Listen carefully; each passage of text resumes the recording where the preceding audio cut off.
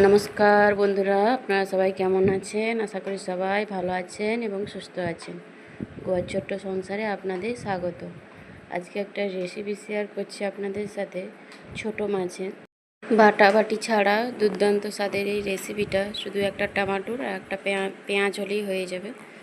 এই যে প্রথমে আগে আমি মাছটা ভেজে নিচ্ছি। তো মাছ ভাজতে ভাজতে আমি এদিকে পেঁয়াজটাকে একদম ঝাঁঝরি করে কেটে নিয়েছি, আর টমেটোটাকেও ভালো করে ঝাঁঝরি করে কেটে নিয়েছি। তো এই রান্নাটা খেতে খুব সুস্বাদু লাগে, কোন বাটাবাটি ঝামেলা ছাড়া শর্টকাটের রান্না। হাতে টাইম কম থাকলে এই রান্নাটা করে দেখবেন, খেতে খুব সুন্দর লাগে এটা। মাছটাকে বেশি শক্ত করে ভাজবো না, মোটামুটি ভাজবো, মোটামুটি লাল করে ভেজবো। ভেজে এই যে তুলে নেব। তো আর বাকি মাছগুলো ভেজে নিচ্ছি আমি।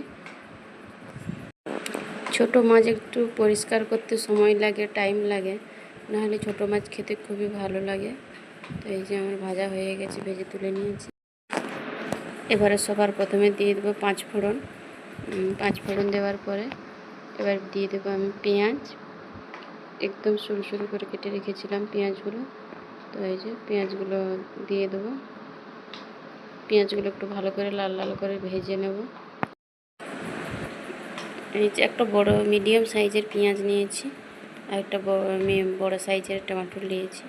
টমেটোটা একদম সরু সরু করে কেটে দিয়ে দিয়েছি। আর এই যে লবণ, হলুদ আর লঙ্কা গুঁড়ো দিয়ে দিয়েছি। দিয়ে এই যে ভালো করে একটু জল দিয়ে কষিয়ে নেব। এই রান্নাটাতে তেলও কম লাগে, মশলাও কম লাগে, তো খুব খেতে কিন্তু খুব সুন্দর হয়। তো এই যে আমার মশলা কষানো হয়ে গেছে। তো এবার আমি একটু তেল ছেড়ে দিয়েছি, আর একটু জল দিয়ে দেবো। জল দিয়ে এবার মাছগুলো দিয়ে দেবো। মাছগুলো দেওয়ার পরে একটু ভালো করে ফুটিয়ে নেব। এতে কেউ চাইলেও ধনেপাতা দিতে পারেন, আবার না চাইলে নাও দিতে পারেন। আমি দিইনি, কারণ